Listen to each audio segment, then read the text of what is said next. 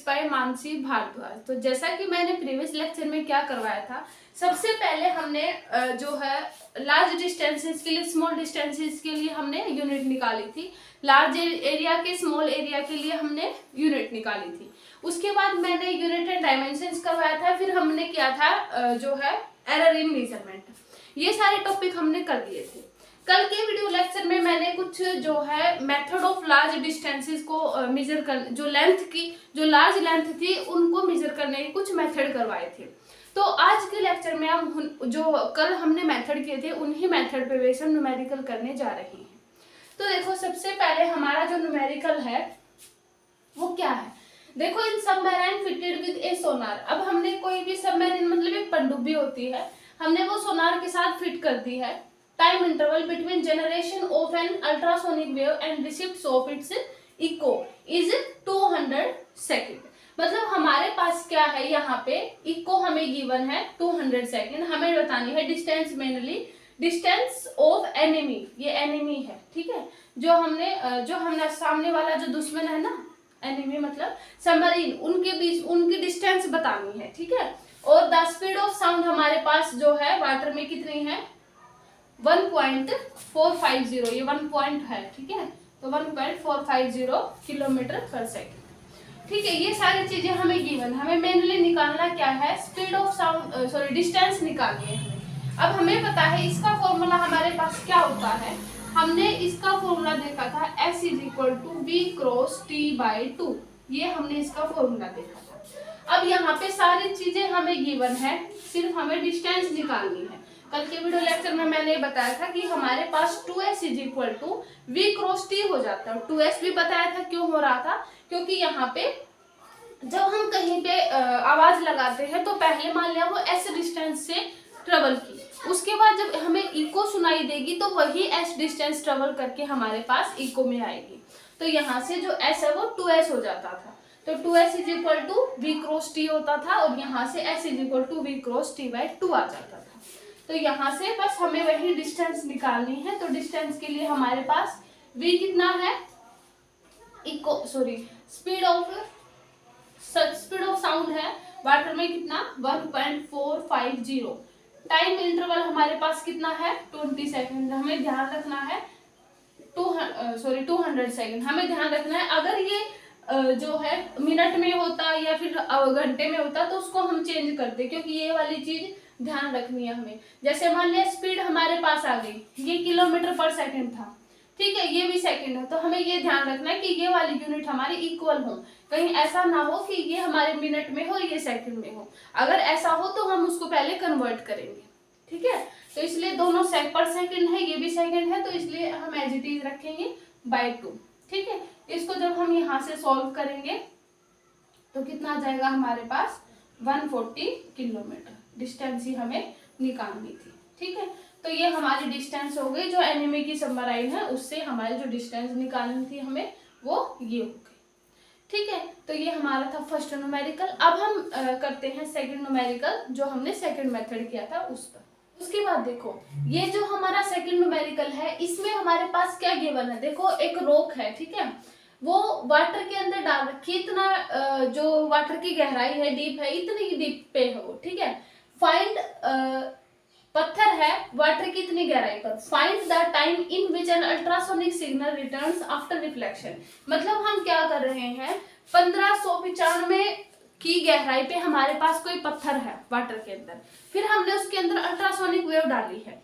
अब वो ultrasonic wave ये पूछ रहे हैं कि उसकी जो अल्ट्रासोनिक आफ्टर रिफ्लेक्शन के बाद जो रॉक है, मतलब वो कितनी स्पीड के साथ जो है वाटर से, टाइम इंटरवल पूछ रखा है ना, find the time in which ultrasonic signal returns after reflection from the rock. मतलब वो टाइम पूछ रखा है कि किस टाइम इंटरवल के बाद जो अल्ट्रासोनिक वेव है वो रॉक से टकरा करके वापस रिफ्लेक्शन देगी, ये पूछ रखा है। हमने इसमें कल फॉर्मूला देखा था कि मैंने आपको बताया था कि कोई भी इको हो या फिर अल्ट्रासोनिक वेव हो, उसके लिए हमारे पास 2S = V क्रॉस T होता है।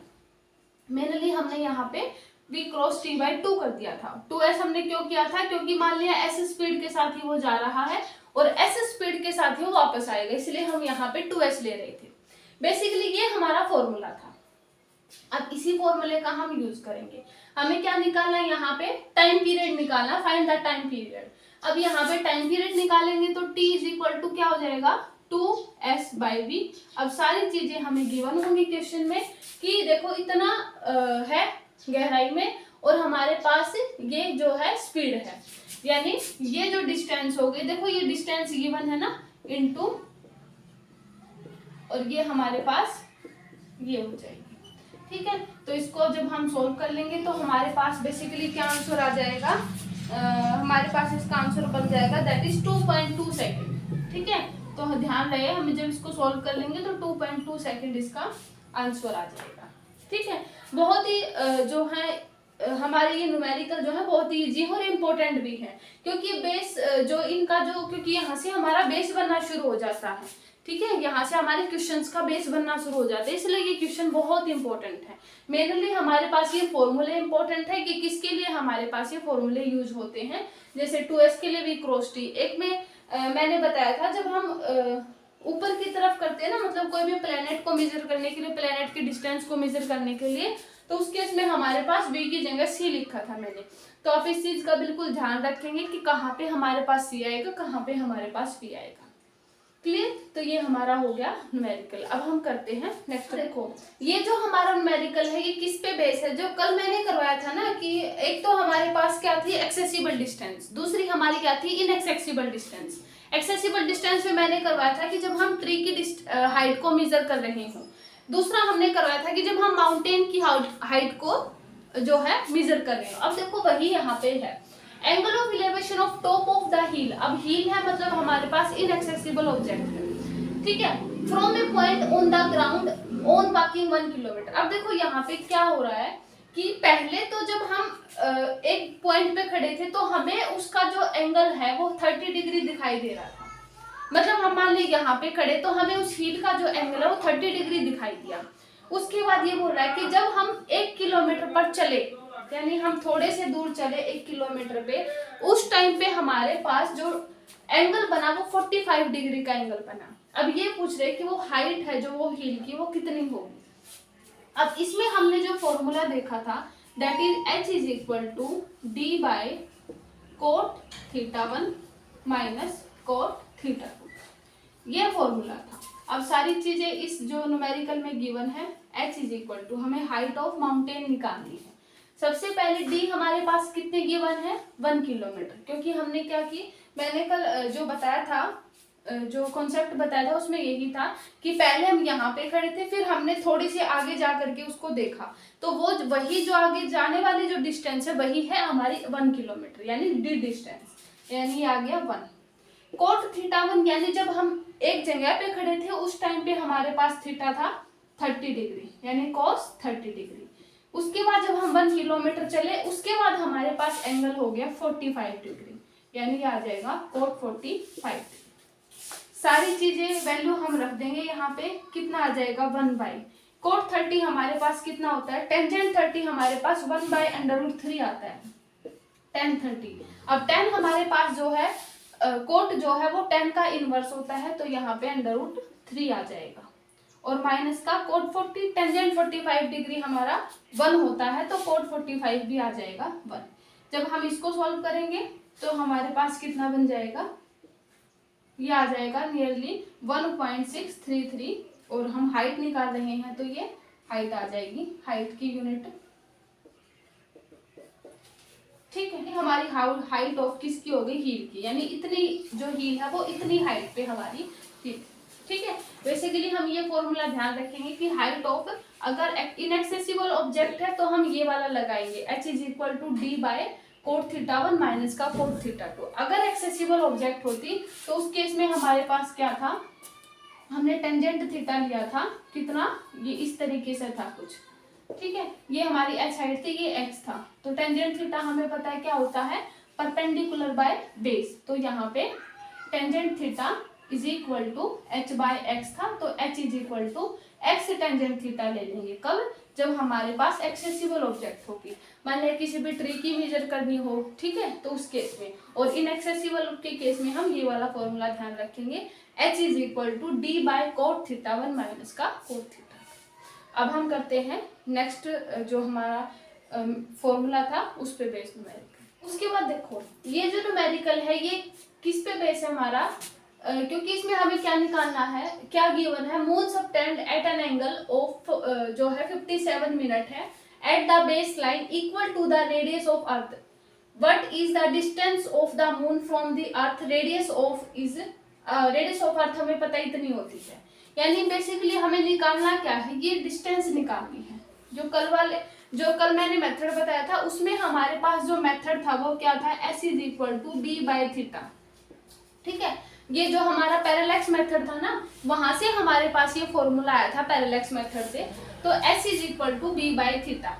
अब ये देखो क्या निकालना है इसमें हमें, बेस लाइन हमारे पास गिवन है और कितना है, बेस लाइन मतलब जो हमारी रेडियस है अर्थ की, और ये थीटा देखो हमारे पास कितना है 57 मिनट्स। यानी जो ये 57 मिनट है इसको हम क्या करेंगे, पहले ये हमारे पास मिनट में गिवन है, पहले हम इसको करेंगे डिग्री में चेंज, यानी 57 बाय डिग्री मतलब 60। ठीक है, हमें पता है कि कल के वीडियो लेक्चर में मैंने बताया था कि 1 डिग्री हमारे पास कितना होता है 60 के इसके इक्वल होता है। ठीक है, यानी जब इसमें हम चेंज करेंगे तो डिग्री में चेंज हो जाएगा जब हम इसको 60 से डिवाइड करेंगे, ये मैंने बताया था। यहाँ पे हमारे पास अब जब इसको हम चेंज करते हैं तो हमारे पास 1/60 डिग्री में आ जाता है। अब डिग्री भी मैंने बताया था, डिग्री हमारे पास कितना होता है 2π/360 डिग्री। ठीक है, या फिर हम इसको π/180 डिग्री भी कर सकते हैं। ठीक है, यानी हम ध्यान रहे कि जो हमारे पास 1 डिग्री जो होता है डिग्री के इक्वल होता है। ठीक है, तो हमारे पास इतने डिग्री थी, पहले हमने 50 देखो क्या किया है, पहले हमारे पास 57 मिनट थी, मैंने यहाँ पे 57 मिनट को पहले डिग्री में चेंज कर दिया। डिग्री में चेंज कुछ इस तरीके से होगा क्योंकि 1 डिग्री में हमारे पास 60 मिनट्स होती है, कुछ इस तरीके से। जब हम 60 मिनट को यहाँ पर लेके आएंगे तो ये 1 मिनट ही हो जाएगा ना, तो पहले ये मैंने इसमें चेंज कर दिया डिग्री में। ठीक है, 1 मिनट हमारे पास इतनी डिग्री हो गई। अब 1 डिग्री में हमारे पास ये होता था 2π/360 रेडियन। अब इसको हम ऐसे भी लिख सकते हैं π/180 रेडियन, तो π/180 रेडियन, यानी ये हमारे पास हो गया थीटा। हमने इसको कुछ इस तरीके से चेंज किया है। बेस लाइन हमारे पास इक्वल रेडियस ऑफ अर्थ है। ठीक है, तो हमारे पास डिस्टेंस हमें निकालनी थी, d कितना आ जाएगा देखो 6.4 इंटू 10⁻⁶, और इसकी जगह पे हम लिख देंगे 57 इंटू पाई इंटू 60/180। यहाँ से हमारा कैंसिल हो जाएगा। जब हम इसको सॉल्व करेंगे तो हमारे पास जो आंसर बनेगा 3.86 इंटू 10⁸ मीटर।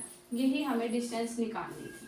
ठीक है, इसको हम कैलकुलेट कर लेंगे, थोड़ी बहुत मिस्टेक होता है, अब इसको कैलकुलेट कर लेना। जो डिस्टेंस आ जाएगी वो हमारी 3.86 इंटू 10⁸ मीटर आ जाएगी। उसके बाद देखो ये जो हमारा न्यूमेरिकल है ये किस पे बेस है, जो कल मैंने यहाँ पे हमारे पास जो कौन सा मेथड आया था जिसमें हमने सन को लिया था और अर्थ को लिया था और मून को लिया था, ये हमारा कौन सा था, केपलर मेथड, कोपरनिकस मेथड था, सॉरी ये हमारा कोपरनिकस मेथड था।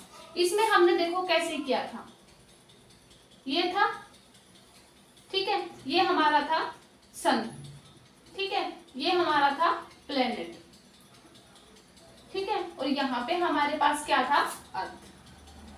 ठीक है, कुछ इसी तरीके से मैंने सिनेरियो लिया था कल भी, ये वाला कुछ ऐसे था। ठीक है, अब देखो मैंने यहाँ पे क्या बताया था, हमारे पास जो साइन ऑफ एप्सिलॉन था वो किसके इक्वल आया था, that is R of P S by R of E S, मतलब प्लेनेट और सन की डिस्टेंस, प्लेनेट और सन की डिस्टेंस बाय अर्थ और सन की डिस्टेंस, ये वाला लिया था। क्योंकि हमारे पास साइन ऑफ हमें पता है that is perpendicular by hypotenuse. ठीक है, तो परपेंडिकुलर हमारे पास ये था और हाइपोटेन्यूज हमने ये वाला लिया था। ये सिनेरियो था कल का जब हमने कोपरनिकस मेथड जो है लार्ज डिस्टेंस के लिए देखा था। इसमें आप देखो हमारे पास सारी चीजें गिवन है। Assuming that a planet goes round the sun in a circular orbit of radius, यानी जो प्लेनेट है वो सन से इतनी रेडियस पे है, यानी ये वाली चीज हमें गिवन है 0.5। तो sine of epsilon is equal to ये वाली चीज कितनी गिवन है 0.5। उसके बाद हमें डिटरमाइन करना है एंगल ऑफ मैक्सिमम इलोंगेशन। अब यहाँ पे जो मैक्सिमम इलोंगेशन कैसे हो सकता है, अब हमें पता है कि मैक्सिमम इलोंगेशन कब हो सकता है, जब हमारे पास यहाँ पे एंगल कुछ 90 डिग्री का हो। अब जब साइन 90 डिग्री हम निकालेंगे तो 1 हो जाएगा, साइन 91। मैक्सिमम कब हो सकता है, जब एंगल 90 डिग्री पे हो। साइन, क्योंकि साइन की टर्म हम यहाँ पे यूज कर रहे हैं, तो उसी तरीके से हम लेंगे मैक्सिमम कब हो सकता है, जब 90 डिग्री का हो। 90 साइन 90 हमारे पास 1 होता है। तो यहाँ पे जो रेडियस ऑफ अर्थ और जो सन की है ये वाली distance and it's distance from the earth when elongation is maximum, ये पूछ रहे हैं कि वो डिस्टेंस बताओ जब इलोंगेशन हमारे पास मैक्सिमम आए। ठीक है, तो हमारे पास इलोंगेशन मैक्सिमम कैसे आ सकती है, यहाँ पे अगर हम इसको ले लें 1, क्योंकि हमें पता है इसको ये वाली रेडियस हमारे पास जब साइन 90 डिग्री का समथिंग कुछ एंगल बन जाएगा तो ये हमारी मैक्सिमम डिस्टेंस हो जाएगी। तो साइन ऑफ एप्सिलॉन हमारे पास कितना आ जाएगा, दैट इज 0.5 है। इसको हम 1/2 भी लिख सकते हैं, और यानी हमारे पास एप्सिलॉन की वैल्यू कितनी आ जाएगी, 30 डिग्री, क्योंकि हमें पता है साइन 30 दैट इज 1/2। ठीक है, तो ये हमारा आ गया क्या, एप्सिलॉन मतलब वो इलोंगेशन जिसमें हमारे पास जो प्लेनेट और अर्थ की जो डिस्टेंस है वो मैक्सिमम हो रही थी। इलोंगेशन जब मैक्सिमम हो जाए तो ये हमारा वो एंगल था, वही हमें निकालना। ठीक है, ठीक है, तो ये हमारे न्यूमेरिकल हो गए। जो भी हमने कल इम्पोर्टेंट जो है न्यूमेरिक जो इम्पोर्टेंट फॉर्मूले करवाए थे उन पे बेस ये हमारे न्यूमेरिकल हो गए। तो आज के वीडियो लेक्चर में इतना ही रखते हैं। अब तक मैंने जितने भी आपको इम्पोर्टेंट जो है फॉर्मूले करवाए हैं और जो कॉन्सेप्ट करवाए हैं, ठीक है, उन पे बेस मैंने न्यूमेरिकल करवा दिए हैं। ये हमारा जो है कॉन्सेप्ट, जो कल मैंने कॉन्सेप्ट करवाए थे ना लार्ज लेंथ के लिए मेजर कर रहे थे हम मेथड, उन पे बेस हमारे न्यूमेरिकल थे। नेक्स्ट वीडियो में हम न्यूमेरिकल रखेंगे, जो हमने एरर इन मेजरमेंट कॉन्सेप्ट किया था ना उस पे बेस हम न्यूमेरिकल रखेंगे। तो आज के वीडियो लेक्चर में हम इतना ही करते हैं। तो होप सो आप वीडियो लेक्चर सीरीज को जो है एंजॉय कर रहे होंगे। सो वीडियो को लाइक करें। Thank you so much.